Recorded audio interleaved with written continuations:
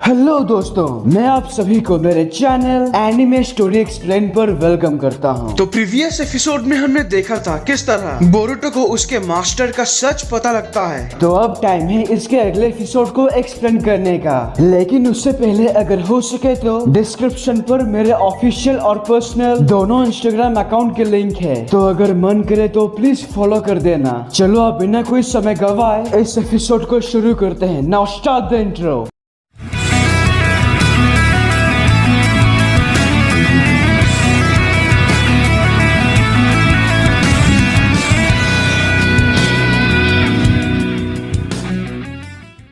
Episode के शुरुआत में हम देखते हैं काफी ट्रेनिंग और प्रैक्टिस के बाद बोरुटो और नारुतो रबर बॉल को फोड़ने में काफी करीब पहुंच जाते हैं, लेकिन वो दोनों पूरी तरह से थक चुके हैं। तभी इसी बीच साकुरा यहाँ आती है। तो तुम यहाँ हो, मुझे तुमसे कुछ पूछना था। इन्हें मुझसे कुछ पूछना था? बात क्या है? इस कागज को ध्यान से देखो, जो तुम्हारे साथ आया था। ये उसके पॉकेट से गिरा। हैं? क्या सच में? इसमें जो कुछ भी लिखा था वो सब धुल गया, लेकिन जरा ध्यान से देखो तो इसमें कुछ ऐसा लिखा है, बोरू सास्के आपकी प्यारी सारादा। मैं तो गया काम से। ये तो वही लेटर है जिसे सारादा ने मास्टर सास्के के लिए लिखी थी। बताओ यहाँ सास्के क्यों लिखा है? क्या तुम उसके बारे में जानते हो? वो मैं सबसे पहले तो हम सिर्फ इतना जानते हैं कि तुम दोनों कलाकार हो, लेकिन मैंने अब तक तुम दोनों को कोई कलाकारी करते हुए नहीं देखा। बताओगे तुम हो कौन, या मैं तुम दोनों के बारे में लेडी होकागे को बताऊं? अरे तुम दादी को बीच में क्यों ला रही हो साकुरा? अब जाने भी दो। वैसे भी सास्के के बारे में इसे कैसे पता होगा? तुम चुप रहो नारुतो, मुझे इससे बात करने दो। तो क्या तुम कुछ बताओगे इसके बारे में? क्या तुम जानते हो सास्के को? तुम सच में जानते हो क्या? जरा एक बार मुझे देखने दो। अच्छा, दुनिया में सिर्फ एक ही सास्के हो ऐसा तो नहीं हो सकता। ये डेफिनेटली कोई अलग सास्के होगा, यकीन मानो। देखा, मैंने कहा था ना, तुम खामखा टेंशन ले रही हो साकुरा। माफ करना, लगता है मैंने गलत इंसान से पूछ लिया। आखिर तुम्हें सास्के के बारे में कैसे पता होगा? साकुरा मायूस होकर यहाँ से चली जाती है। लगता है डैड की तरह साकुरा भी मास्टर सास्के को वापस लाना चाहते हैं, पर जो भी हो मैं इन्हें सच नहीं बता सकता। दरअसल मैं गलत इंसान से पूछ रही थी, पर अब मैं जानती हूँ मुझे ये सवाल किससे पूछना चाहिए। साकुरा के यहाँ से जाते ही वो दोनों थोड़ा आराम करके फिर से प्रैक्टिस शुरू करते हैं, लेकिन तभी उनके ठीक पीछे वो टाइम स्पेस खुलता है और उसमें से निकलता है उराशिकी, जिसे देखकर नारुतो और बोरुटो दोनों हैरान। दूसरी ओर जिराया और सास्के भी उराशिकी के चाक्रा को महसूस कर लेते हैं। तभी हम देखते हैं यहाँ पर, मुझे लगा तुमसे वो लेने का वक्त आ गया। मैं ऐसा होने नहीं दूंगा उराशिकी, हम तो तुम्हारा ही इंतजार कर रहे थे। नारुतो इस बार भी बिना कुछ सोचे उस पर हमला करने उसी की और भागा चला जाता है, और उराशिकी तो यही चाहता है, लेकिन अब की बार सही टाइम पर बोरुटो नारुतो को रोक लेता है। ये क्या पागलपन है? पिछली बार क्या हुआ था भूल गए? माफ करना बोरुटो, हमें हर पल चौकन्ना रहना होगा।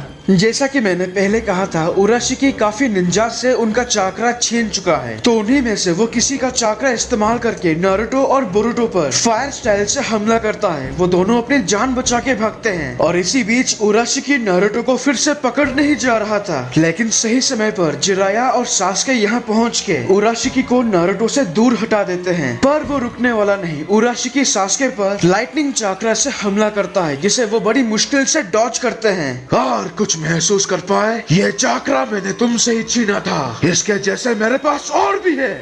तो उराशिकी का ध्यान अभी सास्के पर है, इसीलिए जिराया पीछे से जब हमला करता है, तभी अचानक उराशिकी अपने रेनेगन एक्टिवेट करके पल भर में जिराया के पीछे आकर अपना फिशिंग रॉड उनके पीठ में घुसाकर आर पार कर देता है। तब नारुतो भी पीछे से रसेंगन मारने की कोशिश करता है, लेकिन उराशिकी पल भर में गायब, जैसे किसी जादू की तरह। मानो अब उराशिकी को रोकना नामुमकिन सा है। कैसे बचाओगे खुद को? मेरी आंखें भविष्य देख सकती है। चलो अब और वक्त बर्बाद न करके शांति से मेरे नजदीक आ जाओ, नारुतो उजुमाकी।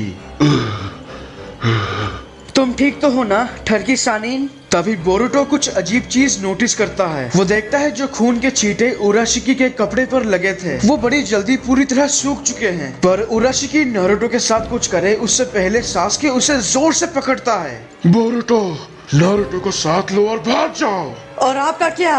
मैंने कहा भागो।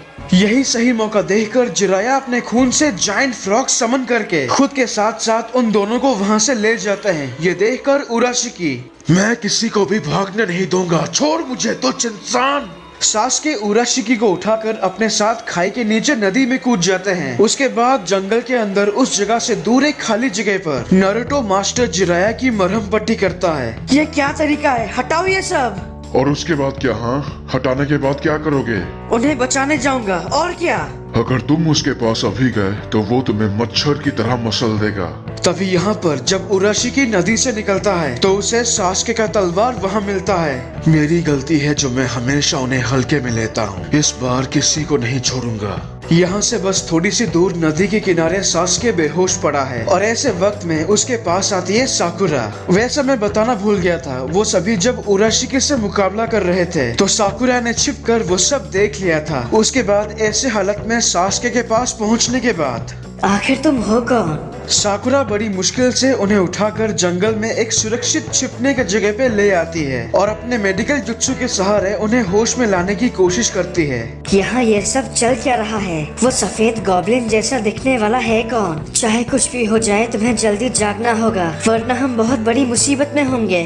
तभी यहाँ पर मरहम पट्टी वगैरह कंप्लीट हो जाने के बाद तुम्हें याद है उराशिकी ने क्या कहा था? उसने कहा था उसकी आंखें भविष्य देख सकती है। उस वक्त जब मैंने उस पर पीछे से हमला किया था तो मानो उसे पता था कि मैं उस पर हमला करने वाला हूँ। तो क्या वो सच में भविष्य देख सकता है? मतलब क्या कोई ऐसा जुत्सु है जिससे भविष्य जाना जा सकता है? नामुमकिन। मैंने आज तक ऐसे किसी जुत्सु के बारे में नहीं सुना जिससे भविष्य देखा जा सकता है। सच तो ये है कि हम ऐसे दुश्मन का सामना कर रहे हैं जो यहाँ का है ही नहीं और ना ही यहाँ के नियम उस पर लागू होते हैं। मैं अपने दोस्तों को अकेला नहीं छोड़ता। बात को समझो बोरू। मेरे पास एक तरीका है। उसकी खासियत क्या है, वो और क्या क्या कर सकता है, ये जानने का मेरे पास एक तरीका है। शायद उसके बाद हम कुछ तो प्लान बना पाएंगे। Please master. दूसरी ओर उस जगह पर जहाँ सास्के बेहोश पड़ा था, उराशिकी फाइनली वहीं आता है। घसीटने का निशान और पैरों के निशान एक साथ, तो कोई उसे बचा रहा है। देखो तुम जो कोई भी हो, तुम मुझे जरूर सुन सकते होगे। तो साकुरा जो सास्के के साथ छुपी है उसे उराशिकी की आवाज सुनाई देती है। मैं नहीं जानता तुम कौन हो और कहां से आई हो, लेकिन तुम्हारा उस बंदे से कोई मतलब नहीं। बेहतर होगा अगर तुम उसे मुझे सौंप दोगे तो मैं तुम्हारी जिंदगी बख्श दूंगा। नहीं, क्या वो मेरे बारे में बात कर रहा है? उस आदमी के लिए मरने का क्या फायदा जिसे तुम जानते तक नहीं। ये मैं क्या कर रही हूँ? मैं इस बंदे के लिए अपनी जिंदगी खतरे में नहीं डाल सकती। मैं शांत हूँ तो इसका मतलब ये नहीं कि तुम अपनी मनमानी करो। तुम कहीं भी छुपो, मैं अपनी आँखों से तुम्हें ढूंढ सकता हूँ। तभी अचानक उस पर कुछ कुनाई पे लगे पेपर बॉम्ब गिरते हैं जिससे धमाका होता है। ये करने वाला नारुतो है, लेकिन उराशिकी के लिए उससे बचना कोई मुश्किल बात नहीं। पर नारुतो काफी सारे वायर स्टिंग से उराशिकी को एक पेड़ से बांध देता है। उराशिकी गायब होकर इससे भी निकल जाता है। तुम मेरे हमलों से कैसे बच निकलते हो? तो एक तरफ नारुतो उसका ध्यान भटका रहा है। यही सही मौका देखकर बोरुतो अपने रसेंगन से उसके पीछे से जब हमला करता है, उराशिकी सास्के के तलवार से बोरुतो को थोड़ा जख्मी कर देता है, जिससे खून छलक के उराशिकी और बोरुतो दोनों पे गिरते हैं। तभी जिराया फायर स्टाइल जुत्सु से उराशिकी को आग के घेरे में फंसा देते हैं, लेकिन वो वहाँ से भी बच निकलता है। इसी वक्त जिराया और बोरुतो नोटिस करते हैं जो खून, मतलब बोरुतो का जो खून उराशिकी के कपड़ों पे लगा था वो पहले से ही सूख चुका है, जबकि जिराया और बोरुतो के कपड़ों पे लगे खून अब भी ताजा है। तो उराशिकी की ये खासियत जानने के बाद जिराया अर्थ स्टाइल जुत्सु से उराशिकी के सामने एक मड वॉल बनाकर यहाँ से भाग जाते हैं। उराशिकी जब इस मड वॉल को पल भर में तोड़ देता है, बड़ी जल्दी भाग गए। वो तीनों यहाँ से थोड़ी दूर छोटी सी घाटी के नीचे छिपे होते हैं। क्या तुमने वो देखा? हाँ देखा। उसके कपड़ों पे लगे खून काफी जल्दी सूख गए, जबकि मेरे कपड़ों में अब भी ताजा है और आपके भी। यानी तुमने जैसा सोचा था वैसा ही हुआ। सच में तुम बहुत हिम्मत वाले हो बच्चे। बस इतना जानने के लिए तुमने बहुत बड़ा रिस्क लिया। अच्छा, मैं समझ गया। क्या बात है नारुतो, हम जानना चाहेंगे तुम क्या समझ गए। यही कि उसके कपड़ों पे लगे खून तुम्हारे मुकाबले जल्दी सूख गए। दूसरे शब्दों में क्या? और क्या, बस इतना ही कहना था और कुछ नहीं। अभी कुछ सेकंड पहले मैंने भी यही कहा था। हाँ, तो इसमें चिल्लाने की क्या बात है? तुम थोड़ी ना उसे हराने का सीक्रेट जान गए। बस करो तुम दोनों। मुझे लगता है उराशिकी अपने अंदर की गर्मी को बाहर निकालता है। लेकिन मैंने ऐसा कोई हैंड शाइन करते हुए नहीं देखा। और वो करेगा भी नहीं। उराशिकी हमारी तरह कोई निंजा नहीं है। तुमने सही कहा, पर जो भी हो, उसके कपड़ों पे लगे खून जल्दी सूखने के 3 कारण हो सकते हैं। या तो उसके अंदर की गर्मी, या उसके पास बहुत सारी हवा होगी, या फिर हो सकता है सिर्फ उसके लिए समय जल्दी गुजरता होगा। समय जल्दी गुजरने का क्या मतलब हो सकता है? जैसा कि उसने कहा था कि वो भविष्य देख सकता है, यानी या तो समय उसके लिए जल्दी गुजरता है, या लड़ाई के दौरान घटने वाले सारे चीजों को वो पहले ही देख लेता है, या फिर दोनों एक साथ। हमें इसी हिसाब से योजना बनानी होगी। तुम्हारी कोई भी योजना मेरे खिलाफ काम नहीं आएगी। उराशिकी हमला करने से पहले वो तीनों उस घाटी से निकल जाते हैं। ध्यान रहे, हम जो करेंगे ये उसे पहले ही अपने आंखों से देख सकता है। ओह, तो मेरे बारे में तुम लोगों ने अंदाजा लगा ही लिया। सही समझे तुम, समय मेरा गुलाम है। इससे पहले तुम लोग कुछ भी करो, मैं तुम्हारी सांसें महसूस कर लूंगा। तो उराशिकी अपने रिनिगन से आगे क्या घटने वाला है वो देख सकता है। इस चीज को काउंटर करने के लिए जिराया एक अलग तरह का समनिंग जुत्सु यूज करते हैं, जिससे ये पूरी जगह अंधेरे से भर जाता है और जब थोड़ा सा उजाला आता है। Ninja art, toad stomach trap. ज्यादा सोचो मत, अब हम एक बड़े से मेंढक के पेट के अंदर हैं। तभी मैं सोचूं ये जगह इतनी घिनौनी क्यों है। चाहे समय तुम्हारा गुलाम क्यों ना हो, लेकिन यहाँ समय ही तुम्हें अंदर से खोखला कर देगा। नारुतो, टूट पड़ो इस पर। इतना बोलते ही नारुतो और उसके सारे शैडो क्लोन्स उराशिकी पर हमला करते हैं, लेकिन जैसा कि हम जानते हैं उराशिकी आगे क्या घटने वाला है वो देख सकता है। इसीलिए वो नारुतो और उसके क्लोन्स के हमलों से बड़ी आसानी से बचकर उसके सारे क्लोन्स को खत्म कर देता है। चाहे और भी 1000 बना लो, कुछ नहीं बिगाड़ पाओगे। तभी अचानक उराशिकी के मुंह से खून निकलता है और उसके सीने में काफी तकलीफ होती है। ये तुमने क्या किया? मुझे हो क्या रहा है?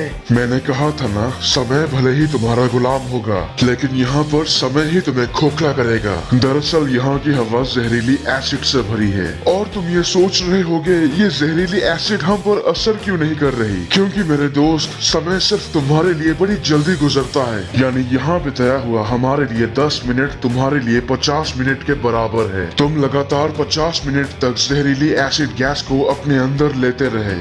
उराशिकी की ऐसी हालत करने के बाद वो चारों नॉर्मल माहौल में वापस आ जाते हैं।